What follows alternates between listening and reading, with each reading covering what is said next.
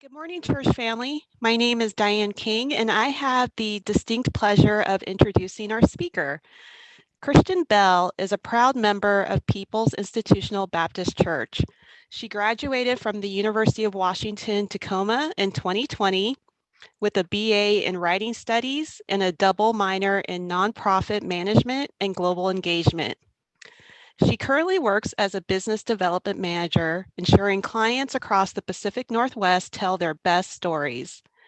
At her home church, Kristen serves as secretary on the Women's Ministry Board and as the Guild Girls Counselor. Out in the community, she serves on the board of directors for Bird Bar Place located in the Central District. Her testimony that you will hear today was recently published in a book titled 21st Century Sisters, a Church Girl Anthology. Writing is one of Kristen's greatest passions. She enjoys the beauty of transforming sentences into stories and is grateful for the opportunity to share her story with you today. I now turn it over to Kristen. Thank you all so much. Hello, everyone. Just first giving honor to God, to our pastor, to all of you, my church family. Just good morning. I just wanted to first thank Christina, Sister King, Sister White, Bailey, just for having a great, excellent service so far.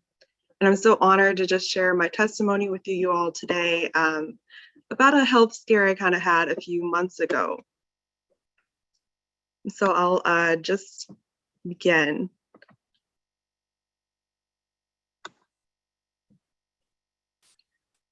It was 11 p.m.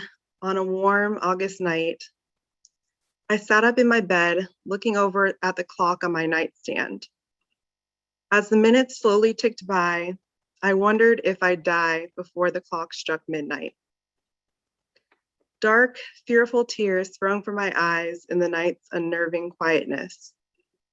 I was only 24, but I was certain my throat, which had been heavily irritated by LPR, would close up and end my life that night. I was diagnosed with LPR a few weeks prior. At that time, my chest pains felt so dire, I had to visit the ER to confirm I wasn't experiencing a heart attack.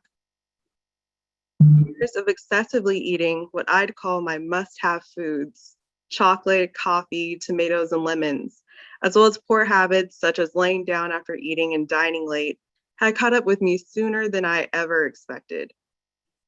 But more importantly, through this recent LPR flare-up, the many months I spent living for the world and being lukewarm about my faith were finally being put to the test.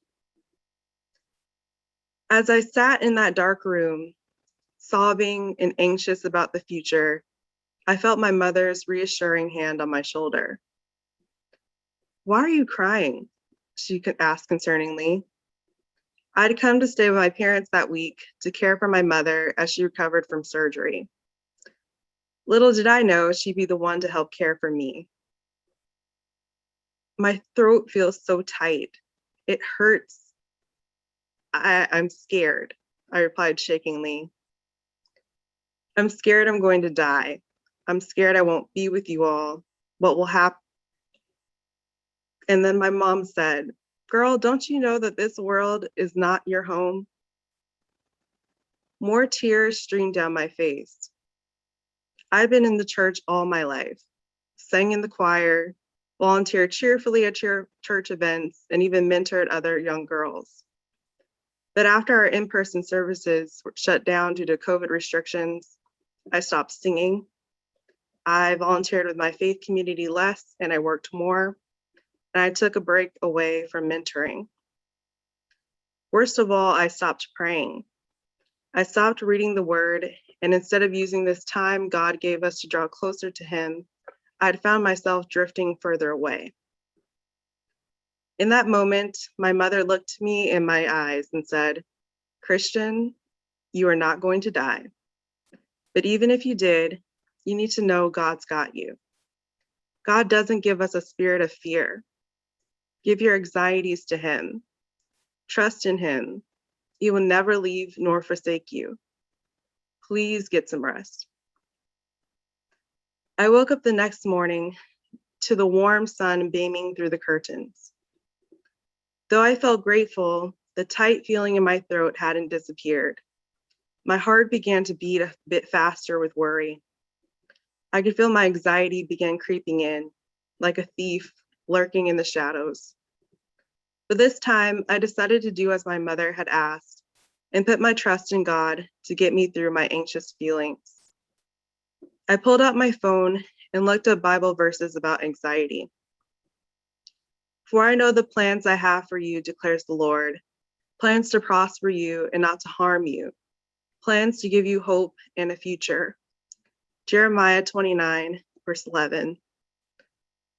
Now may the Lord of peace himself give you peace at all times in every way. The Lord be with you all. 2 Thessalonians 3, verse 16. Cast your burden on the Lord, and he will sustain you. He will never permit the righteous to be moved. Psalms 55, verse 22. Come to me, all who are weary and burdened, and I will give you rest. Take my yoke upon you and learn from me, for I am gentle and humble in heart, and you will find rest for your souls. For my yoke is easy and my burden is light. Matthew chapter 11, 28 through 30. And which of you, by being anxious, can add a single hour to your span of life? If then you are not able to do as small a thing as that, why are you anxious about the rest? Luke 12, verse 25 through 26. And for God gave us a spirit not of fear, but of power and love and self-control. 2 Timothy chapter 1, verse 7. After reading these verses, I felt my anxiety and doubt melt away. It was as if a weight had been lifted from my shoulders. Later that day, I went outside and prayed for the first time in months. Since that day, I'm happy to share that I remained prayerful, recommitted myself to reading and learning more about my Bible, and I'm truly thankful to God for helping me through this journey. If you learned anything from my testimony, I hope that it'll be to always trust in God. Anxiety can be such an intimidating foe, especially when faced with ailments or the unknown. But I stand firm in the belief that as long as we put our trust in God and make sure our relationship with Him is strong, we can conquer anything. Thank you.